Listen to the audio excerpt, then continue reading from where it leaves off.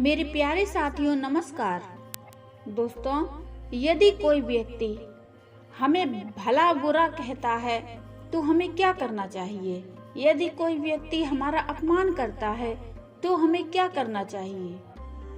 तो दोस्तों, कोई व्यक्ति अगर हमें भला बुरा कहता है तो उसकी बातों पर ध्यान नहीं देना चाहिए। अगर हम उसकी बातों पर ध्यान देंगे तो हमें गुस्सा आएगा और मन अशांत होगा। गुस्सा करके हम खुद का ही तो नुकसान करते हैं। दोस्तों, आज की कहानी इसी विषय पर आधारित है, तो दोस्तों कहानी को अंत तक अवश्य सुनिए। दोस्तों, एक बहुत ही सिद्ध पुरुष थे, बहुत ही पहुंचे हुए संत थे। तो उन संत के पास जो भी व्यक्ति जाता वह उनसे इतना प्रभावित हो जाता कि वो निर्णय कर लेता कि अब इनकी सेवा में ही रहना है। एक बार ऐसा ही हुआ।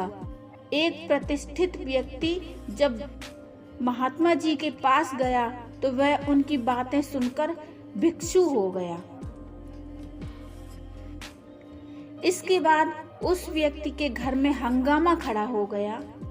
उस प्रतिष्ठित व्यक्ति का एक रिश्तेदार इस बात से बहुत गुस्सा हो गया और वो व्यक्ति महात्मा जी के पास पहुंच गया।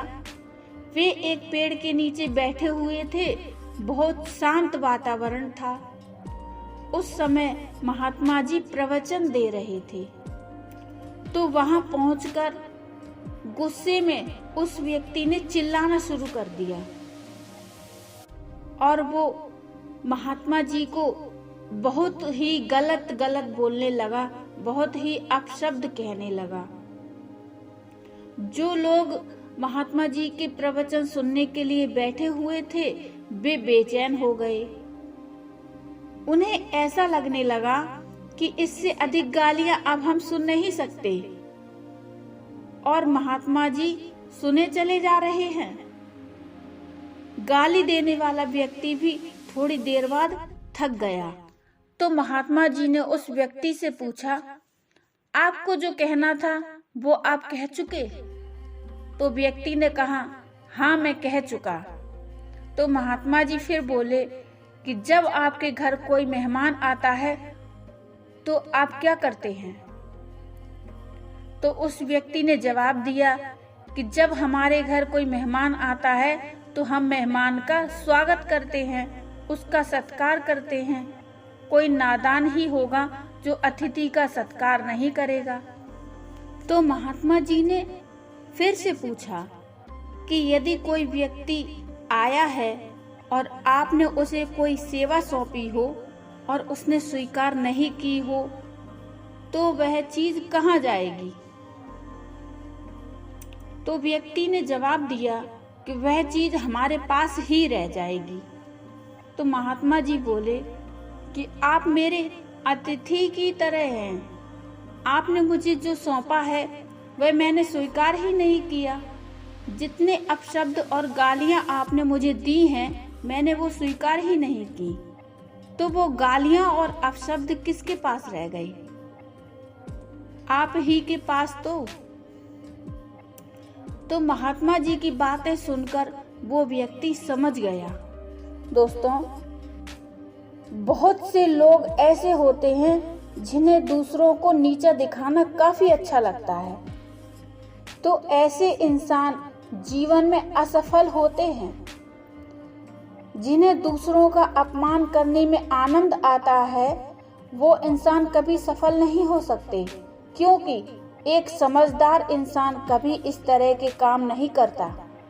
दोस्तों, बदबू सिर्फ सड़े हुए फूलों से आती है, क्योंकि खिले हुए फूल तो हमेशा खुशबू फैलाते हैं। इसी तरह जो व्यक्ति दूसरों का अपमान करता है ऐसे व्यक्ति की सोच बहुत ही छोटी होती है। ऐसे व्यक्ति को जीवन में कभी सफलता हासिल नहीं हो सकती। जिन लोगों को दूसरों का अपमान करना अच्छा लगता है ऐसे लोगों से दूरी बनाए रखने में ही भलाई है, क्योंकि ऐसे व्यक्ति काफी नकारात्मक होते हैं और ये लोग किसी को अपमानित करने का कोई न कोई मौका ढूंढते ही रहते हैं। जो व्यक्ति मेहनत से अपने जीवन में आगे बढ़ता है वो इस तरह की छोटी हरकतें नहीं करता। तो दोस्तों, अपमान का जवाब कैसे दिया जाए? यदि कोई आपका अपमान करे तो आपकी तरफ से आपका कोई रिएक्शन नहीं देना ही ऐसे लोगों के लिए सबसे बड़ा जवाब होगा, क्योंकि इन लोगों की सोच आपको परेशान करने की ही होती है। और अगर ऐसे में आप भी उन्हीं की भाषा में जवाब देने लगे तो उससे उन्हें आनंद प्राप्त होगा। इसलिए समझदारी यही होगी कि मौन रहें। तो दोस्तों, हमें भी ये समझना चाहिए कि अगर कोई व्यक्ति हमारा अपमान करता है, कोई अपशब्द कहता है, तो उन बातों पर ध्यान नहीं देना चाहिए। ऐसी बातें स्वीकार ही मत करिए जो आपको आपके मकसद से भटका रही हैं, क्योंकि अगर हम ऐसी बातें स्वीकार करेंगे तो हमें गुस्सा आएगा और मन अशांत हो जाएगा, और सामने वाले व्यक्ति ने तो गुस्सा करके खुद का नुकसान कर ही लिया है, और हम भी गुस्सा कर लेंगे तो हमारा भी नुकसान हो जाएगा। दोस्तों, आशा है आपको आज की कहानी से कुछ सीखने को जरूर मिला होगा। दोस्तों, आपको ये कहानी कैसी लगी कृपया मुझे कमेंट में जरूर बताइए। कहानी अच्छी लगी हो तो लाइक कर दीजिए और चैनल को सब्सक्राइब कर लीजिए और बेल आइकन को जरूर प्रेस करिए, जिससे आपको हमारी नोटिफिकेशन मिल जाए।